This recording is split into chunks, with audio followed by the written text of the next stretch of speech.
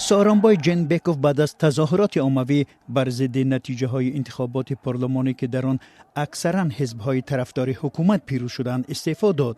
در بیانیه رسمی سارانبای جنبکوف که روز 15 اکتبر نشر شد آمده است که نمیخواهد در تاریخ همچون پرزیدنت آلوده به خون بماند.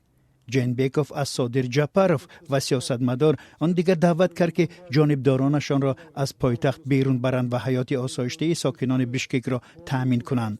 تعیین صادر جعپروف به مقام نخست وزیر که برای آدمربایی به زندان محکوم شده بود و تظاهرگران او را شب 6 اکتبر آزاد کردند راه را برای حل بحران سیاسی در قرقیزستان تا جای باز می‌کند.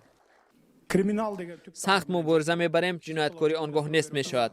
بیایید مثل کشورهای پیشرفته جنایتکاران و متفقان آنها را از بین بریم. برای اعمار یک دولت تازه و رشد کرده به من کمک کنید. به من یاری کنید به جای آنکه دست و پای ما را ببندید. به من یاری کنید به جای آنکه دست و پای ما را ببندید.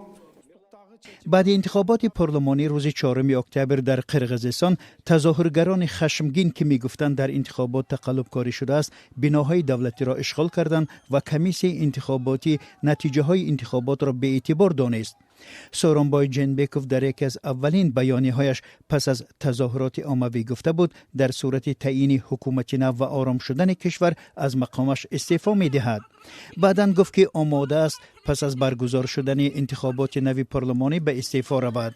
در دوران پساشوروی در قرقیزستان 3 بار تلاش با راه خشونت تغییر دادن قدرت، 2 بار انتقال مسالمت آمیز قدرت، بیش از 30 دفعه قسما یا پره عوض شدن کابینه وزیران با شمول سروزیر، 7 بار قانون اساسی و 2 بار شکل اداره دولت صورت گرفته است.